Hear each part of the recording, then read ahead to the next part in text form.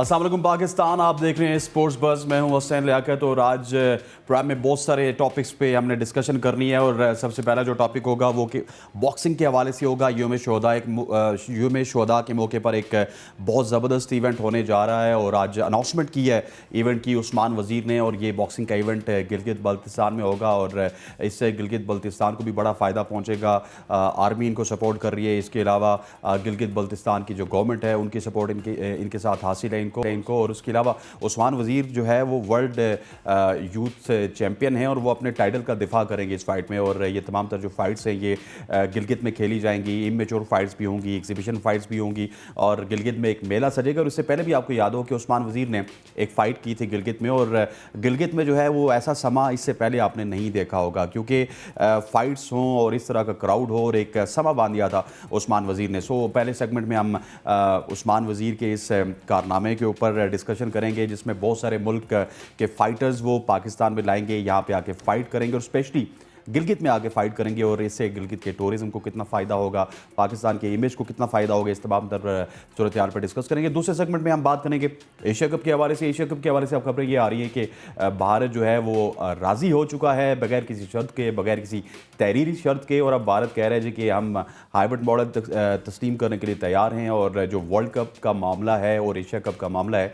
इसको अब अलग अलग तनाजुर से देखा जाएगा। सवाल सिर्फ एक ही पैदा होता है कि क्या जो न्यूट्रल वेन्यू है वो श्रीलंका होगा या फिर यूएई होगा। इसके ऊपर अभी भी सवालिया निशान है। अगर श्रीलंका होगा तो फिर पैसे कौन पूरे करेगा, ये भी एक सवालिया निशान है। और इसके अलावा हम बात करेंगे पाकिस्तान वर्सेस जिम्बाब्वे का जो टूर चल रहा है। आज पाकिस्तान अपनी बका की जंग लड़ेगा। अगर पाकिस्तान आज का मैच हार जाता है तो फिर पाकिस्तान के लिए कमबैक करना बहुत मुश्किल हो जाएगा और पाकिस्तान सीरीज़ हार जाएगा। और इसके बाद हम बात करेंगे एक और बड़े मैच के हवाले से, इंडियन प्रीमियर लीग के हवाले से। इंडियन प्रीमियर लीग में मुंबई इंडियंस के और गुजरात टाइटंस के दरमियान एक मुकाबला हुआ और जिसमें मुंबई इंडियंस ने जो है वो फतह पाई है। 182 रन उन्होंने बनाए थे और दूसरी टीम 101 रन पे आउट होगी और मुंबई इंडियंस अगले मरहले में पहुंचने में कामयाब होगी। अब देखते हैं कि कौन सी टीम है जो कि चेन्नई सुपर किंग्स के साथ मुकाबला करेगी। लेकिन सबसे पहले प्रोग्राम में हम खुश आमदीद कहेंगे हमारे आज के गेस्ट हैं, बड़े ही स्पेशल गेस्ट हैं। अभी थोड़ी देर पहले प्रेस कॉन्फ्रेंस में मौजूद थे और हमने आज इनको अपने स्टूडियो में दी है वन एंड ओनली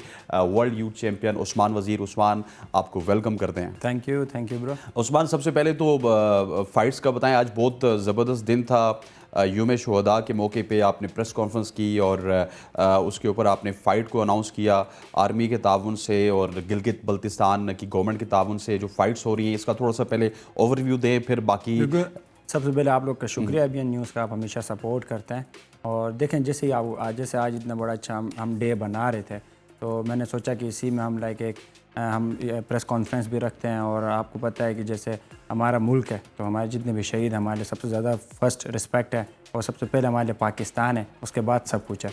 हमने कहा उसी दिन हम उनके लिए वो भी रखें और अपना फ़ाइट है तो उसकी भी अनाउंसमेंट करें, तो इसलिए प्रेस कॉन्फ्रेंस। अच्छा, तो ये बताइएगा कि आप वर्ल्ड यूथ चैम्पियन हैं और काफ़ी अरसे से आप वर्ल्ड यूथ चैम्पियन हैं और ये फ़ाइट कब होगी, किसके साथ होगी और क्या अगला फ़ाइट करने वाला भी तगड़ा है?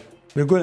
सबसे पहले मैं जीबी गवर्नमेंट, हमारे जो सीएम हैं खालिद खुर्शीद साहब, उसके साथ जो हमारे एफसीएनए कमांडर हैं मेजर जनरल काशिफ साहब, इनका मैं शुक्रिया अदा करता हूं कि पाकिस्तान फ़र्स्ट टाइम एक वर्ल्ड प्रोफेशनल बॉक्सिंग में, जैसे कि क्रिकेट का वर्ल्ड कप, इस तरह हम होस्ट करने जा रहे हैं वर्ल्ड यूथ चैम्पियनशिप, तो उसका ऑनर भी गिलगित बल्तिस्तान को मिला। तो इससे हमारे टूरिज़म, जैसे भी आप बता रहे थे, हमारे स्पोर्ट्स, हमारा कल्चर एक प्रमोट करने को हमें मिलेगा। तो डेफिनेटली देखें 100% तैयारी है। जो मेरा ओपोनेंट है वो 9-0 है, मैं 10-0 हूँ, तो अनडिफिटेड वर्सेस अनडिफिटेड है और एक का 0 ख़राब होगा, एक अनडिफिटेड नहीं रहेगा। तो पूरी मेहनत है, अल्लाह पे भरोसा है और ये बस यही सोचा है कि पाकिस्तान और गिलगित बल्तिस्तान का नाम हमेशा ऊपर रखना है। कौन सा लोहा किस लोहे को काटेगा? वैसे लोहा लोहे को काटता है, ऐसे ही है बस। तो मैं चाह रहा हूँ कि वो लोहा काटे, मैं नहीं काटूँ। अच्छा, और ये फ़कीर जुमा के हवाले से बताइएगा, ये कैसे फ़ाइटर हैं, कहाँ से इनका ताल्लुक है? क्योंकि पाकिस्तान में बॉक्सिंग का इतना ज़्यादा कल्चर तो है नहीं। पहले हम आमिर को जानते थे, अब हम उस्मान वज़ीर को जानते हैं। बिल्कुल ऐसा ही है। ये अफ्रीकन कंट्री है तंजानिया, उनसे वहाँ से उनका ताल्लुक है और बहुत अच्छे फाइटर हैं, साउथ पा हैं।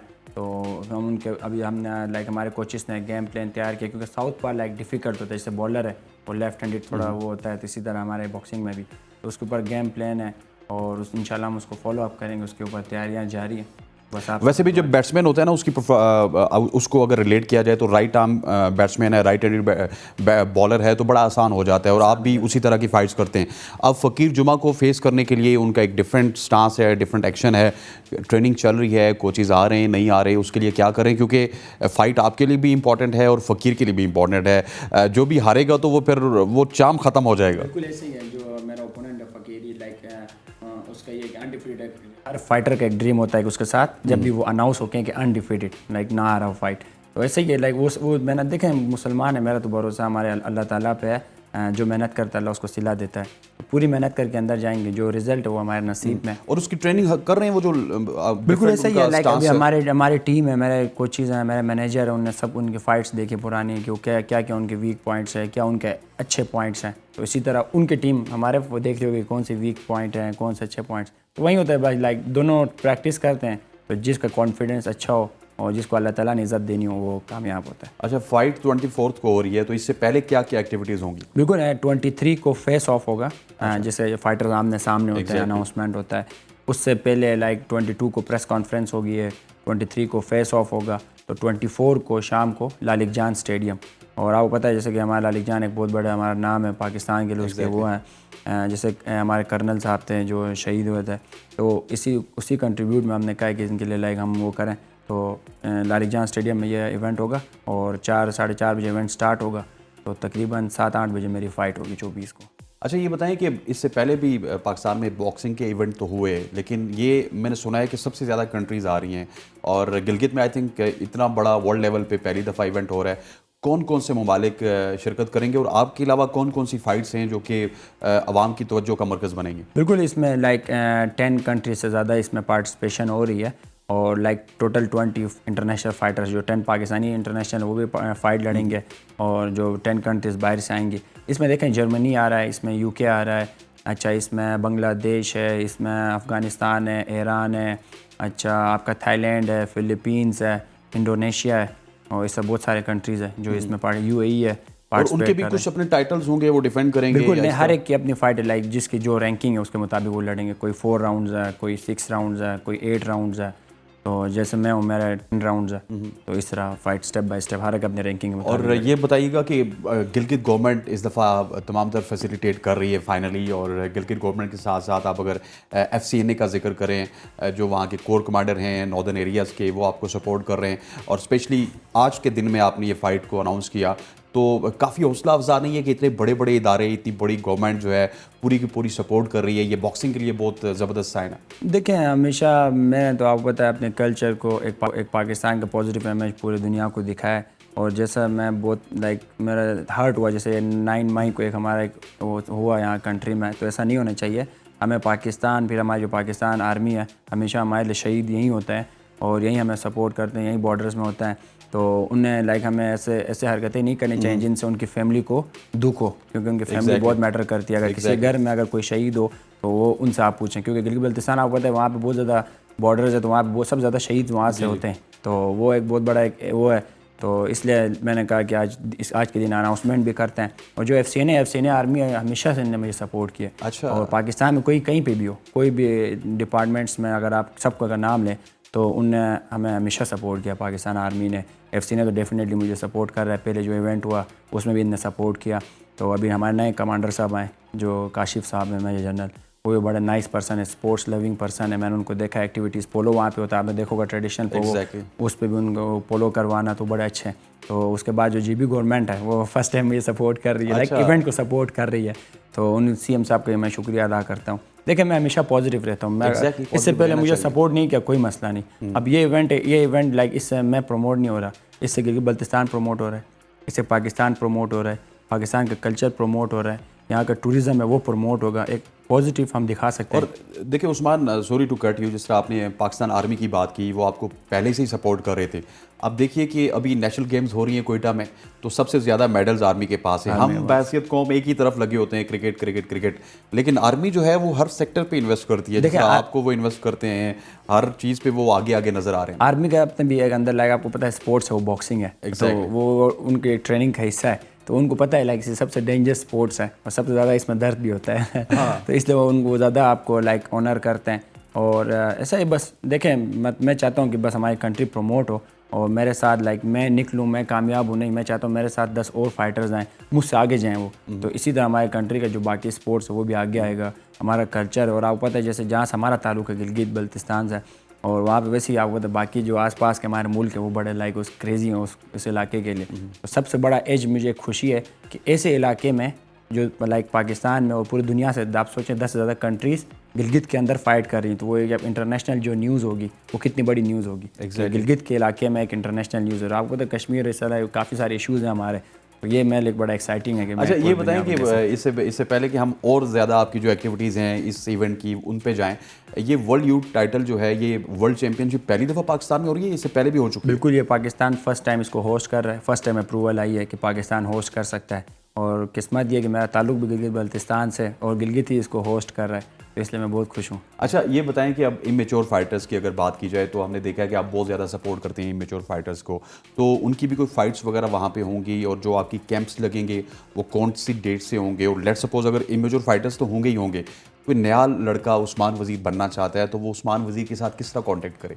डेफिनेटली देखें, मैं कुछ बॉयज़ को ट्रेन करवा रहा भी हूँ अपने साथ गिलगित से, जो उनके शॉर्ट फॉर्म में नाम में लाइक बॉब है, उसके बाद समीर है, उसके बाद लाइक शॉर्ट फॉर्म में मंची जिनके हमने नाम रखे हैं। ये बॉयज़ न्यू बॉयज़ हैं, तो इनका ताल्लुक गिलगित से है। अच्छा। तो ये ट्रेनिंग कर रहे हैं मेरे साथ। तो जैसे मेरे हमेशा यही कोशिश होती है कि इनको हम लाएँ अपने साथ प्रमोट करें। तो देखें, मैं समझता हूँ कोई भी क्रिकेट हो, बॉक्सिंग हो, कोई भी स्पोर्ट्समैन अगर कामयाब होता है तो सिर्फ वो कामयाब होता है, उसके बाद अचीवमेंट ख़त्म होती है। तो मैं नहीं समझता कि अपने कंट्री के लिए तो बहुत कुछ करता है मगर वो एक लेगेसी नहीं रहती। तो अब मैं चाहता हूँ कि मुझसे आगे फाइटर्स जाएँ, मुझसे लाइक 10 उस्मान वज़ीर नहीं 100 उस्मान वज़ीर हो, और उन सब की वजह से हमारे कंट्री का एक अच्छा पॉजिटिव इमेज पूरी दुनिया को दिखा। मतलब आप चाहते हैं कि हम क्रिकेट से हट के फिर बॉक्सिंग के ऊपर नहीं, जो है वो ये shows मेरा किया क्रेज़ है। लाइक देखें, हर एक एथलीट का क्रेज़ होता है ना, तो मैं चाहता हूँ अगर बॉक्सिंग पाकिस्तान में क्रेज़ हो, क्रिकेट के साथ खड़ी हो, तो वो सब करने के लिए हम सब मिलकर हार्ड वर्क कर रहे हैं और अच्छा इंशाल्लाह होगा। ये आपकी प्रेस कॉन्फ्रेंस में हमने ये भी सुना जी कि आप कोई प्लान कर रहे हैं लड़कियों की फाइट्स के हवाले से? बिल्कुल, इसमें दो लड़कियों की फ़ाइट है, एग्जीबिशन फ़ाइट्स होंगी गिलगित में, और इंशाल्लाह वो भी हम आपको अपडेट करेंगे कि कौन कौन लड़ रहे हैं।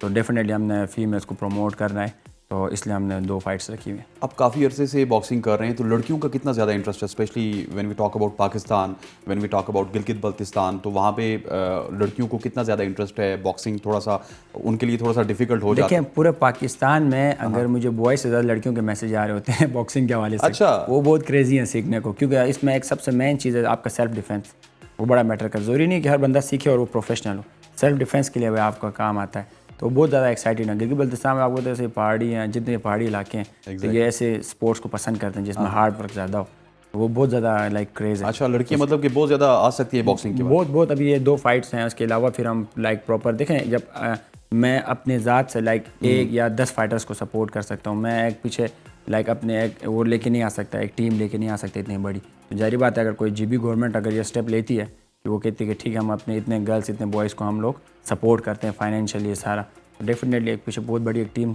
खड़ी हो सकती है जिसमें लाइक 10-15 लड़कियाँ हों, 15-20 लड़के हों। एग्जैक्टली बहुत अच्छा ये बताएं आखिर में कि जो तमाम तर इवेंट हो रहा है गिलगित की बॉक्सिंग के सेक्टर को अगर देखा जाए, बॉक्सिंग में कितना ज़्यादा फ़र्क पड़ेगा? और स्पेशली टूरिज़्म में, मतलब ऑलरेडी पाकिस्तान से तो बहुत ज़्यादा टूरिस्ट जाते हैं, वर्ल्ड से भी आते हैं, लेकिन एक बहुत बड़ा ब्रेक थ्रू साबित हो सकता है ये वर्ल्ड इवेंट गिलगित। ऐसा ही है, देखें आप 10 से ज़्यादा कंट्रीज़ में इंटरनेशनल न्यूज़ जाएगी, जो कंट्री का फाइटर जीतेगा हारेगा उसकी कंट्री में न्यूज़ जाएगी, कितना बड़ा एक लाइक हमारा वो है। उसके बाद हमारे बहुत सारे क्रिकेटर्स हैं वो आ रहे हैं इस इवेंट में, शोबिज़ से रिलेटेड बहुत सारे हमारे एक्टर्स वगैरह वो मुझे सपोर्ट करने आ रहे हैं। उसके अलावा जो इंटरनेशनल टूरिज़्म है, तो जो भी आ रहा है उसके कंट्री में न्यूज़ जाना। उसके अलावा जो पाकिस्तानी जितने भी लोग हैं वो बहुत सारे ने प्लानिंग की हुई है, मुझे मैसेज आते हैं कि आपका इवेंट कब हो रहा है, हम उसी टाइम आएंगे और गिलगित बल्तिस्तान देखेंगे। तो देखिए एट अ टाइम आपको सारे एज मिल रहे हैं, इसमें टूरिज़म भी है, स्पोर्ट्स भी प्रमोट हो रहा है, टैलेंट भी आएगा। कितने यंगस्टर यूथ है वो हमें ये इवेंट देखेंगे, उससे वो इंस्पायर होंगे, वो स्पोर्ट्स की तरफ आएंगे, गलत एक्टिविटीज़ से पॉजिटिव की तरफ आएंगे। तो ये बहुत एक बड़ा, अगर आप इसको सही तरीके से देखें तो ये बहुत बड़ा एक मेगा इवेंट है और जिससे पाकिस्तान और बल्तिस्तान को फ़ायदा मिलेगा। इंशाल्लाह उस्मान हम भी आएंगे गिलगित में और आपकी ये फाइट देखेंगे और इंशाल्लाह ABN पे भी तमाम तरह व्यूज़ देखेंगे इंशाल्लाह और हम कवर करेंगे। Wish you best of luck. Thank you. ख़वातीन हज़रात, उस्मान वज़ीर हमारे साथ मौजूद थे और एक बहुत बड़ी करने जा रहे हैं। अभी तक ये अनडिफीटेड हैं, आप देखते हैं जी कि ये अनडिफीटेड रहते हैं या नहीं रहते, लेकिन हमारी दुआ यही है कि इसी तरह फलते फूलते रहें और इनको कोई हरा ना सके पूरी दुनिया में। यहाँ पर वक्त हो चाहता है एक छोटी सी ब्रेक के बाद वापस हाजिर होंगे, तुम्हारे साथ मौजूद होंगे अब्दुल गफ्फार साहब, उनके साथ बात करेंगे एशिया कप के हवाले से। Welcome back to show. और अब स्पोर्ट्स बज़ में बात करेंगे हम, कुछ बहुत सारे इश्यूज़ हैं एशिया कप को लेके भी, उसके अलावा पाकिस्तान वर्सेस जिम्बाब्वे की टेस्ट की ओडीआई सीरीज़ चल रही है, और उसके बाद पेशावर ज़ल्मी के भी कुछ ट्रायल्स चल रहे हैं। इन तमाम तर इश्यूज़ पे बात करने के लिए हमारे साथ सीनियर स्पोर्ट्स जर्नलिस्ट भी हैं, एक बहुत मकबूल प्रोग्राम के एंकर भी हैं अब्दुल गफ्फार साहब। गफ्फार भाई, आपको खुश आमदीद कहते हैं प्रोग्राम में। सबसे पहले एशिया कप के ऊपर बात होगी। अब खबरें ये आ रही हैं कि भारत जो है वो एशिया कप का हाइब्रिड मॉडल जो है उसको तस्लीम करने के लिए अपनी रजामंदी दे रहा है और गैर मशरूत दे रहा है। तो ये आपके पास क्या खबरें आ रही हैं? कुछ ऐसी खबरें हैं आपके पास भी? देखिए, शुक्रिया आपका, अस्सलाम वालेकुम सबको। और देखें हाइब्रिड मॉडल पीसीबी का एक वाहिद वर्केबल सोल्यूशन है सूरत हाल में, जब भारत पाकिस्तान नहीं आना चाहता और पाकिस्तान इंटायरली इस टूर्नामेंट को लूज नहीं करना चाहता। और पाकिस्तान का राइट है ये नहीं कि हम पाकिस्तान से हैं और हमें सपोर्ट तो वारन करेंगे, लेकिन अगर सूल की बात भी देखी जाए तो एशियन क्रिकेट काउंसिल ने पाकिस्तान को एशिया कप के राइट दिए थे।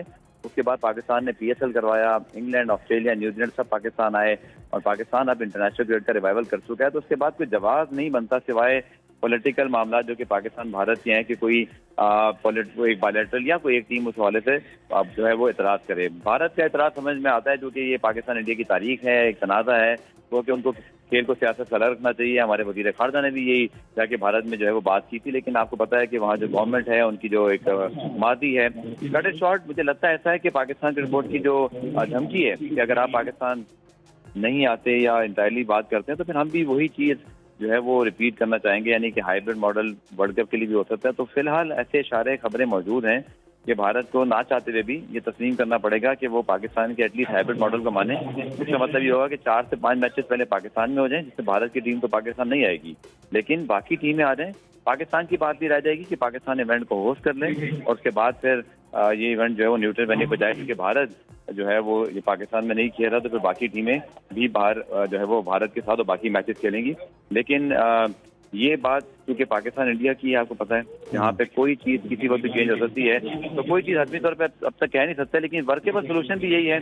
कुछ खबरें मेरी तक भी ये पहुँच रही हैं कि पीसीबी के जो जराए मैं जिनसे एटलीस्ट बात कर सकता हूँ या मुझे जो अपने सोर्सेज हैं, वो दे आर वेरी कॉन्फिडेंट कि ये वर्केबल है, इससे भारत एग्री करेगा, एशिया क्रिकेट काउंसिल को मानना पड़ेगा। बसूरत दीगर बात कैंसिलेशन या बाइकआउट और पीसीबी के पुल आउट तक जाएगी। नोबडी वांट्स कि इंडिया पाकिस्तान की जो क्रिकेट है इसमें बहुत ज़्यादा पैसा इन्वॉल्व है, फैन इंटरेस्ट भी है।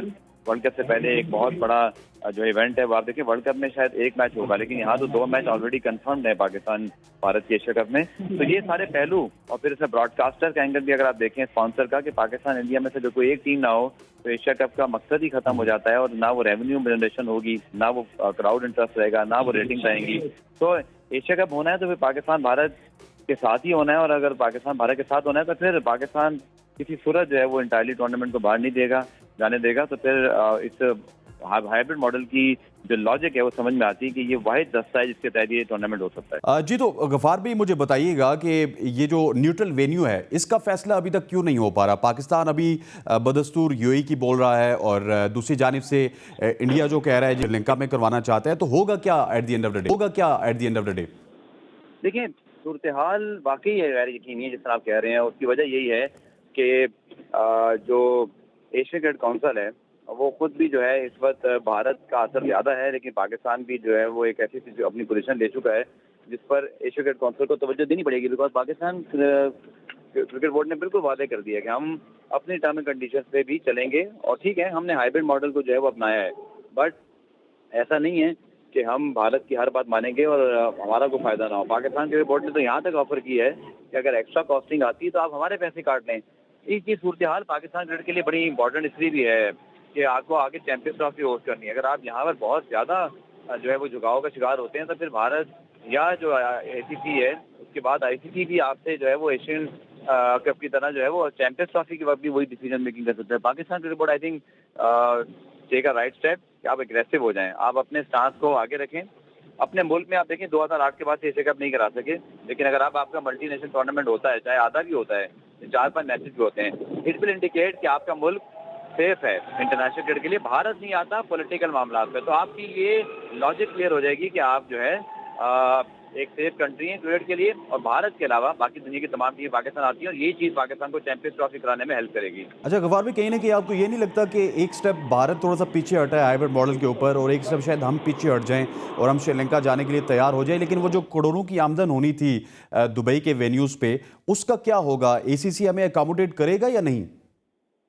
मेरी अपनी ज़ाती राय में हमेशा टिकटिंग रेवेन्यू की एक वैल्यू रहती है, लेकिन अगर आप ब्रॉडकास्टिंग वैल्यू को देखें जो कि in terms of million dollar होता है, मेरे ख्याल में जो पाकिस्तान भारत के 2 मैचेस हैं वो किसी भी इस तरह के 3-4 इवेंट की जो गेट बनी है ना, उससे भी बहुत ज़्यादा वो 2 मैचेस का जो है वो कमा सकते हैं। तो पाकिस्तान आइडियली चाहेगा कि जो चंक है उसको इंक्रीज ही रखा जाए, लेकिन मेरे ख्याल में अगर भारत या बाकी बोर्ड हाइब्रिड मॉडल की बात मानते हैं तो फिर पाकिस्तान को मानना पड़ेगा। श्रीलंका भी एक ऑप्शन हो सकता है, और इसमें मौसम का फैक्टर ज़्यादा जो है वो डिस्कस किया जा रहा है। तो लेट्स सी कि फिर अब इसमें जो है वो फाइनल डिसीजन क्या होता है, लेकिन मेरे ख्याल में पीसीबी इस मामले पर बहुत ज़्यादा रिस्क नहीं करेगा। As far as they got the matches in Pakistan, I think they will definitely as you said कि हम एक स्टेप हम भी पीछे जाने को तैयार हो जाएंगे। अच्छा गफ्फार भाई, आखिरी सवाल करूंगा एशिया कप पे, फिर हम थोड़ा सा मूव ऑन भी करेंगे। बहुत सारे टॉपिक्स हैं आपके साथ डिस्कस कर रहे हैं कि क्या हो गया अचानक से भारत को? पहले शर्तें आ रही थी कि आप इन रिटर्न भी दें हमें कि आप वर्ल्ड कप में आएंगे, लेकिन उसके बाद अब ये आ रही हैं खबरें कि वर्ल्ड कप और एशिया कप जो है थोड़ा सा सेपरेट हो गया है। तो इतना मूव भारत किस तरह हो गया? देखिए, एशिया कप का सारा मामला मैं तो कह रहा हूँ कि बहुत पहले जब ये 2018 में जब ये होस्टिंग राइट दिए गए थे, डेफिनेटली उसी वजह चीज़ें क्लियर कर लेनी चाहिए थी। अब ये नाकामी है एशिया क्रिकेट काउंसिल की और तमाम उन एग्जेक्टिव बोर्ड मेंबरान की कि ये मामला अब तक देखें ना आप, और हम शो जब कर रहे हैं तो ये मई का एंड कर रहा है, आपका सितंबर में होना है, जून जुलाई आपके पास जो है वो फिर बचता है अगस्त का टाइम, और अभी तक कोई शेड्यूल नहीं आया है। वर्ल्ड कप की शेड्यूल की बात करें वो नहीं आया है, तो इसका कोई मुस्तकिल हल निकालना ही पड़ेगा। Hybrid model I think is the way forward, Pakistan के लिए भी बेहतर है, भारत के लिए भी, क्योंकि भारत नहीं आना चाहता तो मत आए, लेकिन फिर वो इवेंट पाकिस्तान से किसी सूरत नहीं जाना चाहिए। ठीक हो गया। अच्छा गफ्फार भाई, अब थोड़ा सा अब एक आध सवाल कर लेते हैं। जिम्बाब्वे वर्सेस पाकिस्तान की एक सीरीज़ चल रही है, और पहले ये सीरीज़ बड़ी तनकीद की नज़र भी रही। आप जैसे लोगों ने भी सवालात उठाए, हम जैसे लोगों ने भी सवालात उठाए कि जिम्बाब्वे के साथ टूर का मकसद क्या बनता है, लेकिन अब एकदम से जब हम वाइट बॉल की तरफ आए तो कहीं ना कहीं भी हमारी टीम में वो दमखम नज़र नहीं आ रहा। दूसरी जानिब ब्लेसिंग मदर रब्बानी हैं, फिर क्रिक एरविन हैं, और 1-2-3 प्लेयर्स और भी शामिल हैं, तो उनके आने से एकदम से इम्पैक्ट पड़ गया और जिम्बाब्वे की परफॉर्मेंस हमसे कई गुना ज़्यादा बेहतर हो गई। बिल्कुल आपने ठीक कहा। देखिए, हमें ज़्यादा फायदा होगा England, Australia, New Zealand, south Africa, जहाँ टफ हमारी जो है वो टेस्ट प्लेइंग नेशन है, हमारा रिकॉर्ड भी अच्छा नहीं है। स्पेशली ऑस्ट्रेलिया की अगर मैं बात करूँ, या साउथ अफ्रीका की भी, और फिर न्यूजीलैंड भी। इंग्लैंड में तो चले हमारा रिकॉर्ड फिर भी बेहतर है। तो चले मैं समझता हूँ कि अगर आपने स्टेप लिया है तो आप उस स्टेप में ये जरूर कह सकते हैं कि बेहतर हो सकता था, कि स्टेप बुरा नहीं है। लेकिन जैसे आपने निशानदेही कि हम मतलब तवील फॉर्मेट में तो अच्छा खेल गए, लेकिन जो मुझे भी हैरानगी है कि जो फॉर्मेट है आपका जो लिमिटेड ओवर का, उसमें हम इतने बेहतर नहीं हैं, और वहाँ पे स्ट्रगल कर रहे हैं। दूसरा, मुझे कुछ सिलेक्शन पे भी इतराज है। यूसुफ को लेट मैच मिला, इसी तरह कप्तानी जो है वो शुरू में इमरान भट्ट साहब कर रहे थे, और वो खुद पाकिस्तान टीम में नहीं है। मेरे ख्याल में शाहीन अंडर 19, 18 के टूर पे आप बिल्कुल फ्यूचरिस्टिक सोचते जाएं। आपको पता हो कि आपका फ्यूचर कैप्टन या एक फ्यूचर लीडर कौन हो सकता है, उसको आप और ग्रूम करें। कासिम उसी को अकरम को चाहते हैं। नंबर 8 पे आप किस तरह देख रहे हैं? इतना अच्छा टैलेंट है, उसको नंबर 8 पे हम जाया नहीं कर रहे। बिल्कुल, देखें, वो जब बात कर रहे हैं ना Mickey Arthur as a director cricket, I think ये उनका काम है कि वो जब एक बॉस बनकर आए हैं और उनको एक लिबर्टी भी मिली है कि जी वो ये कर सकते हैं कि वो यहाँ ना होने के बावजूद भी वो एक वर्चुअल तरीके से कर रहे हैं। आई थिंक वो उनको ये, जब मैं और आप ये बातें कर रहे हैं तो उनको पता होनी चाहिए कि ये सारी चीज़ें किस तरह हो रही हैं। एक SOP बने, एक आपका वे फॉरवर्ड प्लान बने कि जी हमारा प्लान क्या है, हम किस टीम में जाना चाहते हैं, हमारे क्या अहदाफ हैं, हमें किन लड़कों को चांस देना है, हमारी जीत हार से कतई नज़र हमें लड़कों को ग्रूम करना है।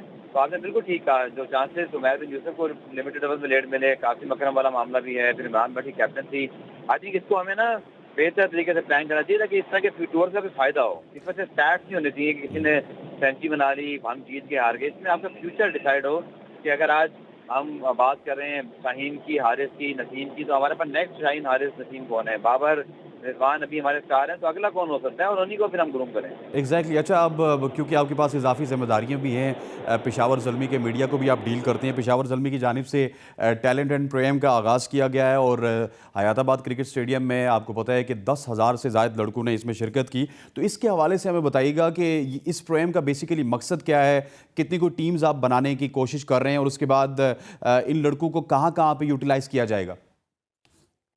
बेसिक इसका मकसद एक तो ये है कि पेशावर में एक्टिविटी शुरू, और इसके लिए पेशावर ज़ल्मी को इंतजार करना पड़ा अनफॉर्चुनेटली, इसलिए कि अरबाब न्याज स्टेडियम और हयाताबाद स्टेडियम दोनों ही ज़ेर तामीर थे, और उनमें से हयाताबाद अब रेडी हो गया है और ये पूरा कॉम्प्लेक्स है, इसके कुछ हिस्सों पर अभी भी काम जारी है, लेकिन स्टेडियम रेडी है, जिसकी वजह से अब वो क्रिकेट एक्टिविटीज़ वहाँ पे कराई जा सकती हैं। और अरबाब न्याज आपको पता है कि अब तक वो कंप्लीट नहीं हुआ, तो जैसे ही कंप्लीट होगा तो वहाँ भी फॉरन एक्टिविटी शुरू होगी।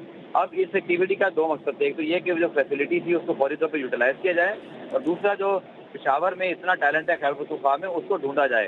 इंतजामुल हक यहाँ मौजूद हैं, इसी तरह यहाँ पर कावान अकमल मौजूद हैं, मोहम्मद अकरम मौजूद हैं, डायरेक्टर क्रिकेट पेशावर ज़ल्मी, मोहम्मद हारिस जो कि पेशावर ज़ल्मी और पाकिस्तान के राइजिंग स्टार हैं, और बाबर आजम भी मौजूद हैं, आज वो भी पहुँच गए यहाँ पर। तो वो कप्तान हैं, बच्चे उनको देख के इंस्पायर्ड होंगे। मकसद ये है कि जो 10,000 बच्चा है उसमें से आपने पहले 5,000 बच्चे एक फेज से गुजारे, फिर आपने उनमें से 60 बच्चों के मुश्तमिल जो है वो 3 टीमें बनाई 20-20 की, उनके मैचेस कराए जा रहे हैं, उन मैचेस 4 टीमें मिलकर बनाई 80 बच्चों पर, और फिर आप उनमें से जो टॉप 20 बच्चा है वो आखिर में निकालेंगे, और वो आपकी ज़ल्मी यूथ 11 होगी जिसको आपने ग्रूम करना है। और ये वो टैलेंट है जो ठीक ठाक नजर आ रहा है, वरना 135 140 प्लस वाले बॉलर इतनी यंग एज में नजर आ रहे हैं, पावर हिटर नजर आ रहे हैं, एनिमेटेड शॉट, कई मोहम्मद हारिस की तरह प्लेयर नजर आए जो कि एक मॉडर्न डे अप्रोच है। तो पेशावर ज़ल्मी ने अपने जो खिस्सा है उसको जो है वो परखा हुआ है, वो उसी काम कर रहे हैं, उनको पता है यहाँ कितना सरखेज टैलेंट मौजूद है, ताकि फ्यूचर का टैलेंट न सिर्फ पेशावर ज़ल्मी के लिए, डोमेस्टिक के लिए, बल्कि पाकिस्तान के लिए भी यहाँ से मुयसर इंशाल्लाह आ सके। क्योंकि आपने देखा कि हसीब, हारिस और साइम मयूब जैसे जो यंग बैटिंग टैलेंट है वही पेशावर ज़ल्मी ने गुज़िश्ता 2 साल में जो है वो अपने टीम में जो है ग्रूम किए हैं, फिर बाबर उनके साथ खेल रहे हैं। तो बहुत अच्छी अपॉर्चुनिटी है हर उस प्लेयर के लिए जो पेशावर ज़ल्मी में आ सकता है। पाकिस्तान का कप्तान, इस टीम का कप्तान है, दुनिया का बड़ा प्लेयर है, उसके साथ एक एजाज की बात है, सीखता है। आप देखें ना कि हारिस, साइम और हसीब की बैटिंग में निखार नजर आया, जब इतने बड़े प्लेयर के साथ खेल रहे हो आपका कॉन्फिडेंस आया बहुत हाई होता है। और फिर सबसे बड़ी बात कि वो जो नेट शेयरिंग होती है, आपकी ड्रेसिंग रूम शेयरिंग है, एक थॉट प्रोसेस है, बड़े प्लेयर के आप वर्क एथिक्स को देखते हैं। I think it's a win win situation for Pakistan and Peshawar Zalmi. और इन प्लेयर्स को क्या पेशावर ज़ल्मी की जानिब से पीएसएल में मौका मिलेगा, और आप अपने तजुर्बे की बुनियाद पर क्या समझते हैं कि नेशनल क्रिकेट को कितना ज़्यादा फ़ायदा होगा? क्योंकि मोहम्मद हारिस भी ना, बहुत कम लोग शायद बात को जानते हैं, मोहम्मद हारिस पेशावर ज़ल्मी के हवाले से पीएसएल में डेब्यू करने से पहले 2 साल पेशावर ज़ल्मी के साथ ही एज ए इमर्जिंग प्लेयर और टैलेंट वो ट्रैवल करते रहे हैं, ताकि जब अगर बैकअप विकेट कीपर की जरूरत पड़े तो उन्हें आइडेंटिफाई किया है। तो ये 20 बच्चे भी समझ लें उसी कैटेगरी में आएंगे। शायद ये आपको इस साल खेलते हुए दिखाई ना दें, शायद एक आध खेल भी जाए, बट ये नजर में रहेंगे, क्योंकि प्लेयर एकदम से आपने स्पॉट करके खेल नहीं सकते। आप उसको एक साल पहले ढूंढते हो, उसकी प्रोग्रेस चेक करते हो, उसका सारा जो एलिमेंट है प्लेयर डेवलपमेंट वो चेक करते हो, उसका जो गेम अवेयरनेस है, और फिर जब वो लेजेंड्स के साथ इंतजामुल हक, कावान अकमल, बाबर आजम, फिर तो टैरेंस सैमी आगे उनको जो है वो ज्वाइन करेंगे, तो फिर आप जो है ना एक प्लेयर को सही मानो परख सकते हो। फिर आपको पता होता है कि मुझे किस जगह पे एक रॉ टैलेंट की मौजूद है जरूरत है, क्योंकि आपको पता ही है कि रॉ टैलेंट आप 2 शामिल कर सकते हैं इमर्जिंग टैलेंट की सूरत में, आप उनको ग्रूम कर सकते हैं। एक प्लेयर को खिलाना ही खिलाना है और वही उसकी लर्निंग होती है। तो आई थिंक बिल्कुल लड़कों को चांस मिलेगा। 20 लड़कों को पहले Peshawar Zalmi national cricket academy लेके जा रहा है, और जैसे ही हयाताबाद और ये जो आपका अरबाब न्याज स्टेडियम अकेडमी शुरू होगी तो फिर ये बच्चे यहाँ पर भी अपने शहर में, अपने सूबे में भी पेशावर ज़ल्मी के कोचेज के साथ काम करेंगे। लेकिन ऑलरेडी जो पाथवे है वो इनका बना दिया गया है। They will travel to Lahore for national coaching academy, वहाँ पर इनकी ट्रेनिंग होगी पीसीबी और ज़ल्मी के कोचेज के साथ। और डेफिनेटली मोहम्मद अकरम साहब और अगर मामूल समझेंगे कि मेरे से कोई बच्चा अब रेडी है जो पेशावर ज़ल्मी के लिए इस सीजन में डेब्यू कर सकता है, तो जरूर उसको चांस मिलेगा। ठीक हो गया जी। अब्दुल गफ्फार साहब, बहुत बहुत शुक्रिया, थैंक यू वेरी मच, आपने अपने कीमती वक्त से हमें नवाजा। अब्दुल पर डिस्कशन हुई शेकअप के हवाले से भी और जिम्बाब्वे वर्सेस पाकिस्तान के हवाले से, और उसके बाद पेशावर ज़ल्मी के टैलेंट हंट के हवाले से भी गपशप हुई। यहाँ पर वक्त हो जाता है एक छोटी सी ब्रेक का। Stay with us. Welcome back to show. और अब बात करेंगे इंडियन प्रीमियर लीग के हवाले से। इंडियन प्रीमियर लीग का कल का मैच कुछ फीका फीका रहा और एलिमिनेटर था। बहुत बड़ा मैच था मुंबई इंडियंस और लखनऊ सुपर जायंट्स के दरमियान। मुंबई इंडियंस ने पहले बैटिंग करते हुए 182 रन बनाए मुकर्ररा 20 ओवर्स में, और उसके बाद जब लखनऊ की बैटिंग स्टार्ट हुई तो सब यही एक्सपेक्ट कर रहे थे कि ये एक नेल बाइटिंग मुकाबला होगा, अच्छा मुकाबला होगा, लेकिन मुकाबला हुआ वन साइडेड और 101 रन पर लखनऊ सुपर जायंट्स की पूरी टीम ढेर हो गई। और इस मैच में क्या कुछ हुआ, क्या कुछ नहीं हुआ, कहाँ पे गलतियाँ हुई, इस तमाम पर बात करने के लिए हमारे साथ मौजूद हैं स्पोर्ट्स जर्नलिस्ट हैं बहराम काजी, जो कि आईपीएल डीपली। बहराम, सबसे पहले तो आपको वेलकम करते हैं और बताइएगा, कल का मैच तो बड़ा वन साइड हो गया बहराम। भाई सबसे पहले तो अस्सलाम वालेकुम and thank you for having me on your show once again. It's an absolute pleasure. बहुत अच्छा लगता है आपके शो के ऊपर आके। बाकी जी, बहुत ही ज्यादा वन साइडेड मैच हो गया। इनफैक्ट 81 रन डिफीट जिस T20 में हो जाए वो तो मतलब मैमथ डिफीट जिसको कहते हैं, जिसने बहुत ही बड़ी शिकस्त दी मुंबई ने लखनऊ सुपर जायंट्स को। और उसके अंदर भी आप देखें तो ओपनर्स जल्दी लूज कर लिए थे मुंबई ने। रोहित शर्मा और ईशान किशन दोनों जल्दी आउट हो गए थे, मगर फिर इनका जो मिडिल ऑर्डर है ना, जिसके अंदर कैमरन ग्रीन जो है वो प्रमोट हो चुके हुए हैं, फिर सूर्या कुमार यादव तो सबको ही पता है, किसी भी तारुफ के मोहताज नहीं वो, और फिर आप भी थे। इन तीनों में से या इन चारों में से 2 या 3 चलने जरूरी थे मुंबई के लिए, जो कि चल गए। कैमरन ग्रीन 41, सूर्य कुमार यादव 33 और फिर तिलक वर्मा ने भी थोड़े से रन कर दिए आपको। तो वो वजह थी कि और वरना तो मेरे ख्याल से बहराम आपकी आवाज़ नहीं आ रही इस वक्त। बहराम अब आ रही है? जी आ रही है, प्लीज़। जी, मैं कह रहा हूं कि अगर आप देखें बॉलिंग में लखनऊ ने बुरा नहीं किया। नवीन ने 4 विकेट्स ली मगर महंगे साबित हुए। फिर यश ठाकुर ने 3 विकेट्स ली मगर उन्होंने भी 34 रन दिए और नवीन ने 38 दिए। तो मेरे ख्याल से कि जो मिडिल ऑर्डर मुंबई का काम कर गया ना, कैमरन ग्रीन और सूर्य कुमार यादव और तिलक वर्मा, वो लार्जली उनको क्रेडिट करना चाहिए आपको कि 182 तक के स्कोर तक पहुंचाया मुंबई को, जो कि एंड में काफी इजीली विनिंग स्कोर था। अच्छा बहराम, ये बताइएगा कि ईशान किशन, जिनको बहुत रेट किया जाता है और किसी ज़माने में तो उनको इंडिया में कोहली के साथ मैच किया जाता था, नेशनल टीम में भी आए, उस तरह परफॉर्म नहीं कर पाए और बड़े महंगे ये बिके हैं अभी तक मुंबई इंडियंस की जानिब से। कोई इतनी ज़्यादा क्लासी परफॉर्मेंसेज इनकी जानिब से देखने को नहीं मिली, इसकी क्या रीज़न है? देखिए, ईशान किशन का बड़ा एक इंटरेस्टिंग केस है। इनका शायद 1 या 1.5 ऐसा आईपीएल था जिसके अंदर ये आउटस्टैंडिंग परफॉर्मर थे और कैप्चर की इन्होंने इमेजिनेशन, सब की नजरों में आए। और मतलब प्लेयर तो मुझे बुरे नहीं लगते, अच्छे प्लेयर हैं। ओडीआई के अंदर 200 भी है ईशान किशन का, मगर वो जो लेवल्स उन्होंने एक दफा दिखाए थे ना, मेंटेन नहीं कर पाए बिल्कुल भी। और मेरे ख्याल से पैकिंग ऑर्डर में उनसे ऊपर अब बहुत लोग आ चुके हैं, जिस तरह शुभमन गिल हो गए, यशस्वी जायसवाल का ये ब्रेकआउट सीजन था वो हो गए। तो अब मेरे ख्याल से जब भी वो दिन आएगा जब रोहित शर्मा और विराट कोहली अपना करियर पे दिल call time on it retirement लेंगे, मेरे ख्याल से गिल और जायसवाल जो हैं वो ईशान किशन से काफी ऊपर चले गए हैं स्पेकिंग ऑर्डर में। He still a good player, मगर जो उनका एक पर्पल पैच आया था फिर से वो रेप्लिकेट नहीं कर पाए उसको, और उसकी वजह मुझे एज सच पता नहीं है। बट डेफिनेटली आपका ये पॉइंट ठीक है कि जितनी उनसे तवक्कुआत होती हैं और जो उनकी प्राइस रेंज है, जितने के वो बिकते हैं, उसको वो जस्टिफाई नहीं कर पाया सच। अच्छा ये बताइएगा कि बहुत बड़ी लाइनअप थी लखनऊ सुपर जायंट्स की भी। ऐसा नहीं था कि लखनऊ सुपर जायंट्स जो है वो इस तरह की टीम है कि जो एकदम से बैठ जाएगी। उसमें काइल मेयर्स हैं, आयुष बडोनी हैं, निकोलस पोरान बड़ा नाम रखते हैं, उसके बाद कृणाल पांड्या हैं। मतलब कोई भी इतना परफॉर्म नहीं कर सका। क्या आउटस्टैंडिंग बॉलिंग हुई है मुंबई की जानिब से या फिर इन्होंने गलतियां बहुत की? मेरे ख्याल से दोनों चीज़ों का कॉम्बिनेशन था। अगर तो आप बैटिंग देखें लखनऊ की, तो बिल्कुल उसके अंदर अच्छे और बड़े नाम हैं, but only 1 batter cross 20। Marcus Stoinis ने 27 बॉलों में 40 किया था। उसके अलावा तो किसी से 20 भी नहीं हुआ। काइल मेयर्स का 18 नेक्स्ट बेस्ट था। आई थिंक एक बहुत बड़ी गलती जो लखनऊ ने की यहाँ पे, क्विंटन डिकॉक को ना खिलाना जो है ना, बहुत बड़ी गलती थी, क्योंकि वो एक सीजन प्रोफेशनल है, T20 के शानदार प्लेयर हैं। और क्विंटन डिकॉक जब आपको ऊपर से स्टार्ट दे देते हैं तो अक्सर चेसेस आसान हो जाती हैं। 182 मुश्किल चेस नहीं था इस सरफेस पे। मुंबई की तो बॉलिंग भी उतनी खास नहीं थी। अगर आप देखें तो इस टूर्नामेंट के अंदर मुंबई पे काफी तनकीद हो रही थी कि there a very very weak bowling unit, मगर उन्होंने वो वाला सारा जो डिस्कोर्स है और क्रिटिसिज्म है वो थोड़ी देर चुप करवा दिए, क्योंकि जो आकाश माधवल हैं उन्होंने 5 विकेटें भी ली और सिर्फ 5 रन दिए। तो मेरे ख्याल से उन्होंने स्टीम रोल कर दिया लखनऊ में इनमें उनको भी दाद देनी चाहिए, मगर लखनऊ के भी टैक्टिकल ब्लंडर्स भी थे and they didn't play too well. So हाँ, मेरे ख्याल से दोनों चीजों का कॉम्बिनेशन कह सकते हो आप। अच्छा, आकाश की बॉलिंग क्या? आकाश इतना ज़्यादा इनको रेट नहीं किया जाता था, लेकिन कल 5 for 5 it's a dream figures. मतलब आईपीएल जैसा कंपेटिटिव इवेंट आप खेल रहे हैं और इतने ज़बरदस्त फिगर्स एलिमिनेटर में, मतलब ये अनहोनी सी होगी आकाश के लिए। तो एक जगह पे है ना, उस पे आप हमेशा डिबेट कर सकते हो, and I mean he has a lot to learn. मैं ये नहीं कहूंगा कि स्किल वाइज वो बहुत ही कोई ऊपर के बॉलर है, अगर होते होते तो हमें नजर आ रहे होते थ्रू आउट द टूर्नामेंट। मगर एक चीज पे तो आपको दाद देनी पड़ेगी कि नर्व्स पे कंट्रोल जो उन्होंने दिखाया, प्रेशर गेम, एलिमिनेटर, डू और डाई, हारे तो आईपीएल से बाहर, वहां पे आकर अपनी बेस्ट परफॉर्मेंस वो सामने लाए। 5 विकेट्स फॉर 5 रन्स, मेरे ख्याल से टॉप 10 आईपीएल फिगर्स में तो ये आ गया होगा। सोहेल तनवीर का 6 for 12 याद है मुझे, ऐसा कुछ था पहले सीजन में। वो 2018-19 में टूट गया।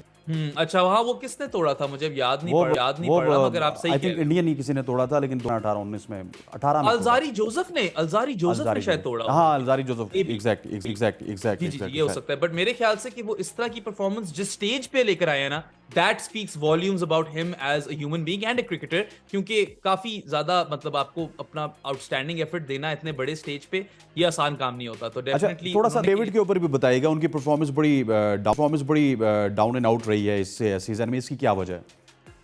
वजह तो टिम डेविड को अगर आप देखें T20 लेंस से तो बहुत ही शानदार player, you know, till a few weeks ago या जब भी उनकी एवरेज आई थिंक 40 थी और साथ स्ट्राइक रेट भी 160 के करीब का था। तो ये बड़े एक रिडिकुलस नंबर्स हैं और हम सबको पता है कि वो किस किस्म की काबिलियत रखते हैं, क्योंकि हमने उनको कलंदर्स और सुल्तान्स के लिए परफॉर्म करते हुए देखा है। और ऐसा नहीं कि बिल्कुल टोटल फेल हुए, कुछ मैचेस में कर दिया मुंबई को परफॉर्म, बट ओवरऑल आईड से अंडरवेलमिंग सीजन जा रहा है टिम डेविड का। बट देन अगेन गुजरात को इससे खतरा होना चाहिए, क्योंकि अगर उन्होंने काफी देर में परफॉर्म नहीं किया, अगर वो कल को दूसरे एलिमिनेटर में कर जाते हैं, तो टिम डेविड भी सूर्या कुमार यादव टाइप चीज है, जिस दिन चल गए वो अकेला ही जिता देंगे। अच्छा, नेक्स्ट मैच की बात की जाए, Mumbai Indians versus Gujarat Titans का मैच है, तो कितना इंपॉर्टेंट होगा? स्पेशली हम अगर मुंबई की बात कर लें, इनका टॉप ऑर्डर उस तरह से नहीं चला, ईशान किशन नहीं चले, फिर रोहित शर्मा नहीं चले, फिर मिडल में आप अगर आगे बात करें तो कहीं ना कहीं पे टिम डेविड से भी बहुत ज़्यादा अब उनकी परफॉर्मेंस के ऊपर भी सवालात उठें कि इतने बड़े मैच में आपको पता है कि टाइटंस डिफेंडिंग चैंपियन भी हैं, वो इतना हल्का नहीं लेंगे, ना ही एमआई वाले उनको हल्का लेंगे और ना ही वो एमआई को हल्का लेंगे। तो अगले मैच को आप किस तरह देख रहे हैं? मेरे फेवरेट्स तो डेफिनेटली हैं गुजरात, इसमें कोई शक नहीं। आप रिकॉर्ड उठा ले, उनका डिफेंडिंग चैंपियंस भी हैं और इस सीजन भी सबसे सक्सेसफुल टीम भी रहे हैं। तो I think definitely they will start as favourites, इसमें तो मतलब कोई दो राय नहीं है। बट मुंबई इंडियंस के पास पेडिग्री है, वो 4 दफा या 5 दफा आईपीएल जीत चुके हैं। इस तरह की सिचुएशंस में वो ऊपर आए हैं in the past as well, और आगे भी चेन्नई खड़ी है। तो मेरे ख्याल से डेफिनेटली आप रूल आउट नहीं कर सकते। ओपनर्स जो हैं फेल हो रहे हैं मुंबई के, तो मेरे ख्याल से उनके रन्स तो bonus runs at this point, क्योंकि आपको टारगेट करना है मिडिल ऑर्डर को। सूर्या कुमार यादव, कैमरन ग्रीन जिन्होंने अभी थोड़ी देर पहले 47 बॉल 100 मारा था नंबर 3 पे, फिर Tilak Varma, Tim David, even though वो आउट ऑफ फॉर्म है, टिम डेविड फिर भी टिम डेविड है। Exactly. तो ये मिडिल ऑर्डर आपको हर्ट कर सकता है। गुजरात में की होगा कि राशिद खान की परफॉर्मेंस कैसी होती है, वो भी आपको अकेले सिंगल हैंडेडली मैच जिता सकते हैं, और शुभमन गिल जो उनके इनफॉर्म बैटर है। ये दो लोग अगर मुंबई अच्छा खेल गई, गिल को जल्दी आउट कर लिया और राशिद को अच्छा निकाल गए, 30+ मार दिए 4 ओवर्स में, ज्यादा विकेटें भी लूज किए बगैर, that will be half the match one मेरे हिसाब से। अच्छा, गुजरात क्रेडिट आपको ये देखना पड़ेगा कि उनके पास भी एक्स फैक्टर प्लेयर्स हैं जो चल नहीं रहे। हार्दिक पांड्या चल नहीं रहे, मगर हमें पता तो है हार्दिक पांड्या किस किस्म के प्लेयर हैं। अच्छा, बिल्कुल करीब है। मुझे ये बताइएगा कि आपके नज़दीक आपके एक्सपीरियंस के नज़दीक कौन सी टीम है जो कि इस बार आईपीएल का फाइनल खेलेगी सीएसके के साथ, मुंबई इंडियंस या फिर गुजरात टाइटंस? इवन दो मेरी गट मुझे कह रही है कि शायद ये मुंबई जीत जाए, मगर मेरा दिमाग मुझे गुजरात टाइटंस ही कह रहा है, बिकॉज आई थिंक उनकी ज्यादा बैलेंस टीम है। राशिद खान, शुभमन गिल, मोहम्मद शमी, हार्दिक पांड्या, डेविड मिलर, तो अभी भी और भी कुछ नाम है जो मैं भूल रहा हूँ।